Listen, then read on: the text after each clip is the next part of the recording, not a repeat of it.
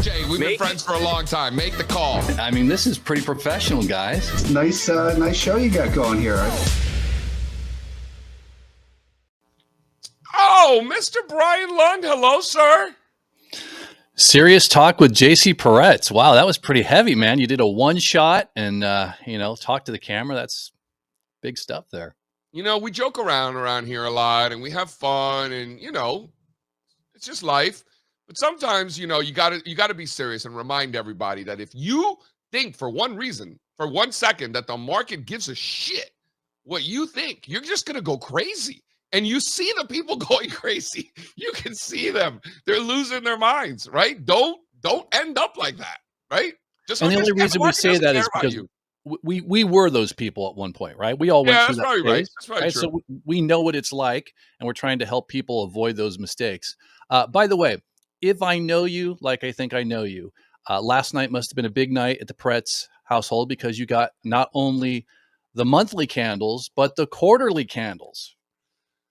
I was gallivanting in the city last night. I didn't get home till 2:30 in the morning, dude. At 2 o'clock, 2:30 in the morning. I was home so late. It was 12:30. I was still at a bar in the Upper East Side. I was like, I gotta go home. This is not, I don't live in the city anymore where I could just be home in 5 minutes. So last night there was not a lot of candlestick action, but I was up at 6 a.m. just ripping through monthlies. I was so excited this morning, Is that what hungover? I'm not somehow. Is that what JC gallivanting looks like? Being at a bar at 2 a.m. on a well, not at 2 a.m, 12:30. Oh, 12:30. And no, that I'm never doing that. I could not tell you the last time I was at a bar at 12:30 at night. It's been woo. Just the idea of being at a bar at 12:30 at night makes me tired right now. Yes, it's not what I do at all. I mean, in the old days I used to, but not for a long time. Great restaurant, L'Incontro. Chef Rocco, big fan of our show, comes out of the kitchen taking selfies. People are like, "Who's this guy?" You mean Rocco, who had the reality show back in the day? You mean the Rocco? Is that who you're talking about? I don't think he has a reality show, but he's kind of the man. Maybe he should. Interesting. Maybe he should have a reality show. So I always like to come on this show and bring you something of value. So I did a little work. I did a little work this morning on ChatGPT, and I think New Year's Eve 2027 is going to be a big day for you because on that day, it is both the end of the week, the end of the day, end of the month, end of the quarter, end of the year. Wow. You're going to get all the candles there. So many candles, right? What sort of wine goes with that day? What would you Barolo. drink? Okay, of course. That's your go-to, right? I mean, for monthly candles, I go Barolo. Like you got the whole smash here. You got everything. You get yearly candles, quarterly. Yeah. They're all going to fall on one day. And I'll tell you why I go Barolo. Because Barolo is high acid, high tannin, high alcohol. Right? Like you're getting the trifecta, and it's Italian. So, I mean, Italians, they don't mess around. Dude, I fucking love Italians. If you say so, man, you're my go-to sommelier. Would I ever let you down? Ever let you down? No, you never have. Man, we were having lunch at that Vietnamese place, and I ordered a Cabernet Sauvignon. They brought me a Chardonnay. Yeah, I know. And then you just said, "That's fine." Now this. Well, I was thinking about maybe getting a Chardonnay, to be honest with you. Because it goes well with the food. And I ordered a Cabernet, I forget why, and they brought me the Chardonnay anyway. I was like, that's good. And Blake was aghast that you would order wine at a Vietnamese restaurant. He's like, can that be any good? He was disgusted with me across the board. I kept going for more food. He's like, you're still eating? Like he was. They brought an extra table. They literally brought an extra table, put it next to ours so that they could fit all the dishes on there. That's how to do it. Yeah. That's how the pros do it, yeah. Brian Lund, highest monthly close ever for the Russell 2000, highest quarterly close ever for the Russell 2000, highest monthly and quarterly close ever for S&P 500, NASDAQ, New York Stock Exchange Composite. The list goes on and on and on. Tesla, highest monthly and quarterly close ever. Quick little double there in the old Tesla. No big deal. Sounds bearish to me. If I'm to hear what the people on FinTwit are saying, that's the most bearish thing that could happen. I mean, I am just aghast at how many people out there are so bearish right now. And I guess that's good because, that gives us more people to take money from as we climb that wall of worry. But I don't get it, So I got money to put to work. Had some options expire. you know, raise some cash. You know, I got money to put to work, Brian. Let's talk about some ideas. You know, you are a guy that you don't give a shit about the government. You don't care about the economy. You don't care about most of the things that I care about, quite frankly. You are just in your own universe. You're just a technical trader looking through stocks. You know, the idea flow coming out of you is just consistent, and I appreciate that about you. So I kind of need a guy like you right now to give me some ideas. What do you got? Well, let's be clear. I care about all those things in my life outside of the market. Like, you know, I mean, we can sit at a bar at 12:30 and have a discussion on all those topics. But when it comes to making money, maybe 12:30 p.m. Yeah, 12:30, day drinking, maybe. Day drinking, yes. I'm not quite as, you know, Kenny. I was just watching Kenny before. You know, he's mercenary when it comes to stocks. He'll cut them, and that's because he's a very fast, active day trader. I'm not quite that mercenary, but I try to keep all my personal opinions out of the market. That being said, I mean, there are just so many names out there that look good. One of the things I like is when a stock doesn't do what you think it should do, right? And so when I was on here last month, so people out there don't know I'm here the first Wednesday of every month, I was talking about a stock, ASTS, right? AST Space Mobile. And it looked good, but since then it broke down, but it rebuilt. And it's been very tight the last couple of days, and the chart's repaired itself. And so I like it when a stock breaks down and you think, that's it, it's done. But then it firms up, it recaptures those levels. And so I like that. Today it's actually up quite a bit pre-market because they got a big announcement yesterday. But I think that is a long-term stock. I think it looks good from a technical standpoint. Another little under the radar stock, which is kind of a robotics / logistics play, is GXO. I think that looks good. And then there's just a slew of names that, you know, the names you're going to, you know, crowd. GXO, industrial from Greenwich, Connecticut. Yeah. Big shout out to Connecticut. Brian Lund, have you ever been to Connecticut? I'll take the under. Yeah, no. So I clipped the edge of Connecticut once. I think it was in Hartford, right? Hartford's in Connecticut, right? Barely. Yeah. Hartford is the worst part of Connecticut. Yeah, right. I didn't eat. Well, let me tell you, didn't I? I told you this story. I think when we had Vietnamese food, when my wife's family came over here, the U.S. government didn't want to deposit all the Vietnamese refugees in one area because they didn't want to overwhelm the population. So they split them out right across the United States. They had to stay wherever they were sent for a year. And my wife was sent. Her family was sent to Connecticut. And so you go from this tropical, humid place that you've grown up your whole life to snow, right? So we actually went back and visited the town where she was sent for that first year. So yeah, I have been to Connecticut. 4 of the greatest years of my life were spent in Connecticut. You know, college was great. So this one, so GXO, huh? Big hedge fund state, Connecticut, right? Not so much the state, more so that the town closest to New York City, and then not the rest. Greenwich. Yeah. As soon as you cross Fairfield County, right? So as soon as you cross, when you leave New York, that first stop right there, that's, you know, that's where the money's at. People don't realize how rural those states get so quick. You know, you get north of Manhattan, you get up into the Poconos in Pennsylvania, you get outside of Jersey, like all of northern New Jersey is like farmland. It's crazy. New Jersey is a great state. Underrated. One of the most underrated states in the union is the great state of New Jersey. Yeah. Now I got one more crazy name for you. Okay. So what do you got? We have this resurgence this year, last year, a little bit of 90s stocks. Like people forget that NVIDIA was a hot stock in the 90s. And then we see Intel, right? That's gone crazy. We even have stocks like BlackBerry, BB, that have woken up. I know you like bases. There's a stock. The name is Cisco. It is in a 25-year base. It is at the top edge of that base. I think that's just something to watch, right? Remember, Microsoft was in a 13-year base. People said Microsoft is where money goes to die, and then it broke out, went crazy. Well, we've got a 25-year base in Cisco. Not saying it's a trading vehicle, but I'm saying it's something to watch. No, I like where your head's at there. I like where your head's at. Also, don't look now. eBay. all-time highs. Right. So, I was telling someone this story earlier this week. My goddaughter was born on December 31st, 1999. And I told her parents, I said, hey, I'm going to put $1,000 into Cisco stock and college is paid for, right? Because that's how hot Cisco was. And I figured 18 years from now, she could go to Harvard. It's worth about $760 right now, but it is a big base. So we'll see what happens. You were better off in the Cisco, the food company, SYY. SYS, yeah. Now that's a chart. This is the other Cisco. Isn't that crazy? This one looks really good. Is it a consumer staple? Yeah, right. Must be.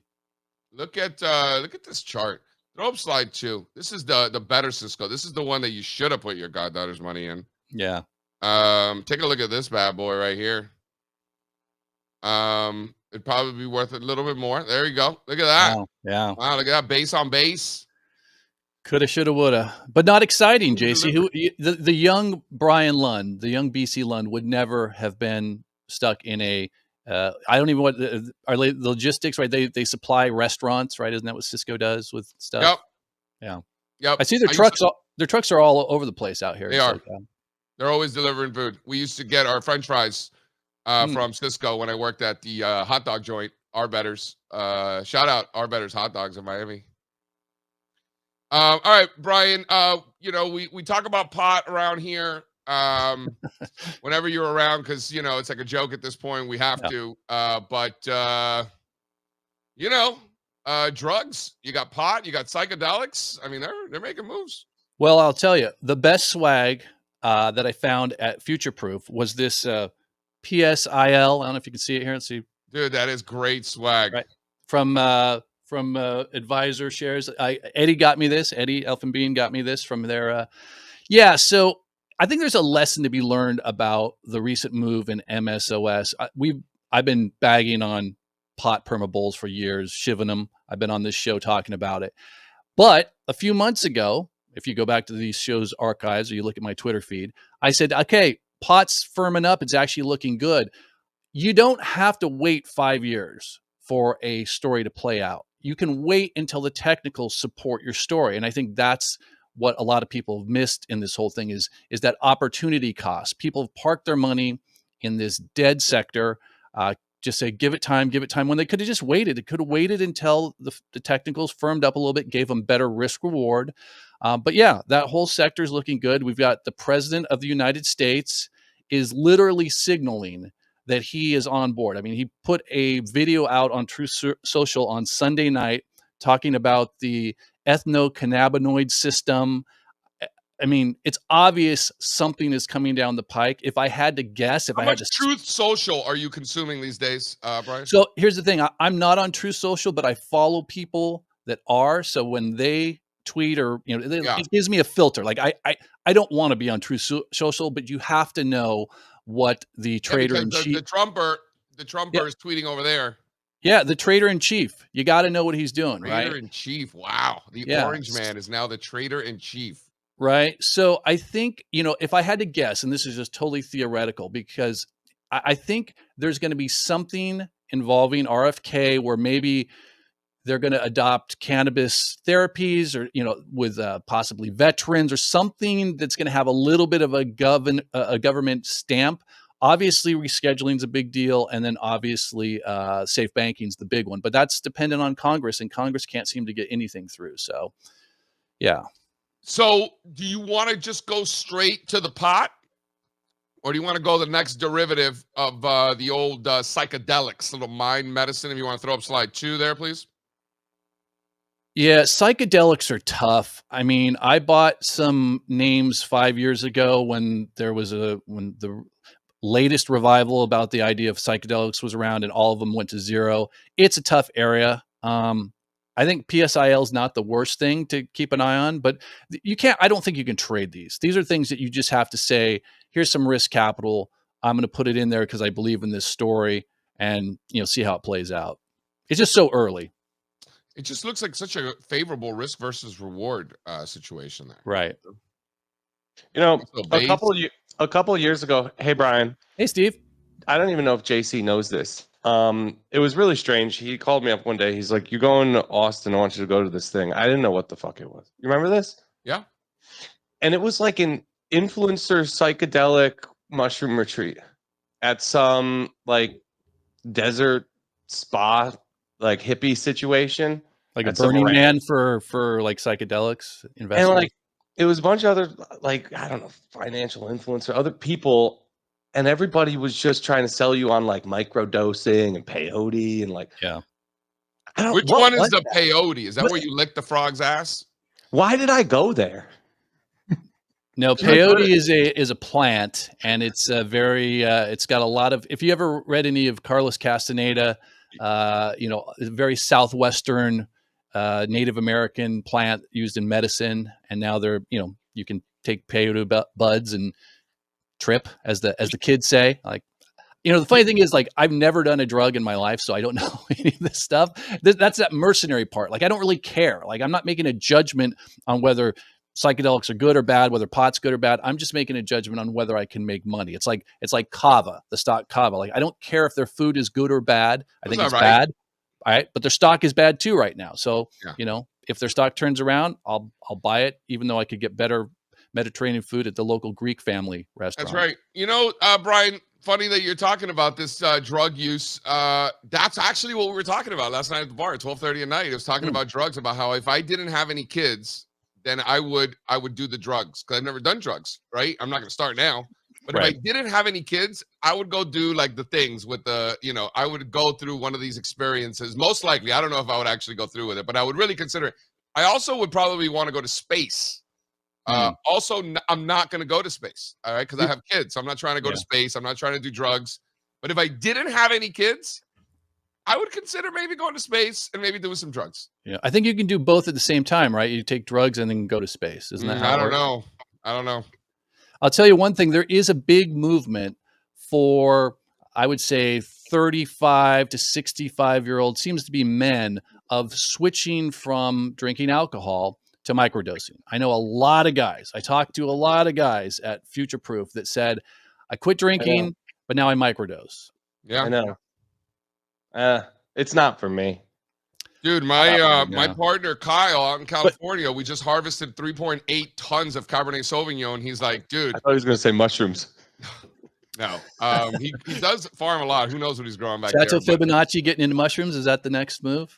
He's got some fun plants mixed in there. He's got some fun plants mixed in there. No, we don't. But up in Dry Creek Valley, the marijuana plants and the Petite Sirah grow very well together. So you'll actually find that a lot. I had a great Petite Sirah this weekend. Babcock Cellars Petite Sirah, very good. Dude, Petite Sirah is such a California thing. Nobody on earth drinks Petite Sirah. Like, nobody. 100%. But it's just great. A California thing. Yeah, but it's great with a steak, especially if you're someone like me that doesn't really know as much about it. Just it seems to pair really well. Petite Sirah with a steak. That a boy, Brian. I see you, dog. I see you. Brian, you like these cryptos here? Petite Sirah with a little dessert chocolate, little dark chocolate, little sea salt. Yeah, I like creme brulee. But what were you saying, Steve? These crypto coils. Are you involved? Crypto coils. So I've been in and out of BMNR over the last couple months. Set back up. What's that? It's set back up. I was just looking at it.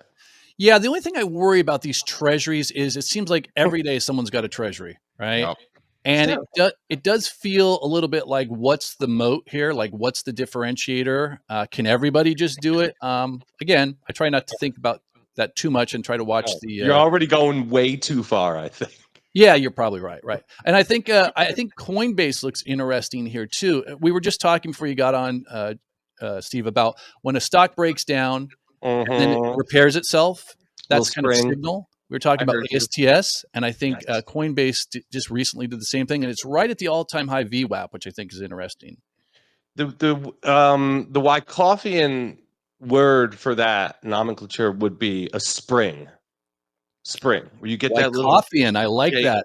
I like that derivative of Wyckoff. It's for me. It's you gave the Bears a chance, and it's so important. Like uptrends that are sparked right after the Bears had a chance tend to be just fiercer and faster. than all things equal, not having that little shake. So I'm with it really aligns with that concept of when you get a false breakdown or a false breakout, you often get very fast moves in the opposite direction. And that's price probing levels and trying to see, are there buyers, more buyers here or more sellers, right? So you're getting a lot of signal in those things. And also the best part is you can define your risk a lot easier, right? You can see a level where it bounced off of and you go, well, if I get below that, I know I'm wrong for sure. All right, I'll give you a spring that's printing right now. MicroStrategy. They just tried it. They broke it down for one day, bang, right back into the range.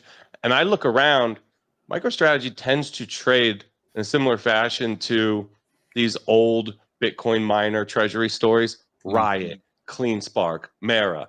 Trust me, MicroStrategy can do really well when those aren't doing well. But when those are doing well, MicroStrategy is almost always doing well. And look at the candles you're getting from that little basket. Later. Dude, that little whipsaw to the downside. I mean, I shouldn't say little whipsaw. That was a serious whipsaw. Like, I'm so long MicroStrategy here because this is like, it's perfectly actionable, right? If you're wrong on this trade, we probably know by later today, tomorrow, and you're out a couple dollars. Oh well, boo-hoo. So another one that's looking interesting too is Wolf. WULF, not WOLF. These stocks have been so strong. That thing's coiled so nice. Already came out of a beautiful, textbook trend reversal. Well, I think look, I'm not a big seasonality fan, but I think seasonally, I think this is a good time for crypto traditionally. So we're going to get Bruce Frazier on. Bill, you're absolutely right. I love Bruce Frazier. We're going to reach out to I know Bruce. He's awesome. Speaking of seasonality, I got a signed copy of the 2026 Stock Traders Almanac from Jeff Hirsch when I was out at. I still don't have mine. You don't have yours? Oh my God! He says it's in the mail. Yeah, I saw him there at the Wiley booth, and he wrote to the tallest and best looking attendee at Future Proof. Mr. Brian Lund. It's his opinion. I'm just saying what he said. That's awesome. Steve, we missed you. We missed you out there, buddy. I missed all you guys. It was a lot of eating. Fuck, I know. You know what we're going to do next time? So they have this. I almost hit you up about this. So I couldn't find it, but they give you the option to bring your spouse for $100 at Future Proof. If I'd seen it in time, I would have just got an extra one and sent it to you. Yeah. You made my spouse, Steve. Next year, if they fuck up again, I'll be your spouse. Yeah, that's right. Brian, Bush was pretty good, huh? Oh, so look, I got to comment on this real quick. So mostly an East Coast crowd there, right? They're more into, like, I would say, hip hop and whatever. So they're all milling about, and there's Blues Travelers, which I like. And everyone's like, I can't believe that Bush is coming on after Blues Travelers. They all thought that Blues Travelers should have been the headliner. And I said, Bush is going to come out here and punch you in the face, and you're going to love it. And they're like, what did Bush do? They came out and they just punched everyone in the face. And when they were walking out, people were just like, oh my God. That really? Was so, yeah. And it was awesome. You forget how many great songs they had. Right. I mean, like, I was like, oh shoot, so it was fantastic. And then, cool. we went to the most dive bar in Huntington Beach with the whole Ritholtz crew. Like, you should have seen the eyes of the waitresses on a Tuesday night when all of a sudden people start flooding into this bar. And there was a girl there playing. There was a girl playing. She was from Massachusetts, and we told her that we had just seen Bush. She's like, "Are you serious?" I'm like, she was like, she was literally about to play Glycerine at the bar randomly, not knowing that Bush. And I was like, hold on, wait for everybody to come. Because we had a ride. They walked. Brian Lund drove us. So we were there in 2 seconds. It was fantastic. I was sitting there. Josh comes in and he comes over to me. He goes, watch, this place is going to blow up in about 5 minutes. And sure enough, it blew up. It was crazy. Yeah, great. Brian Lund, always a pleasure, sir. Thanks, Thank Brian. you. Thank Mr. you. Lund, adios. See you next time.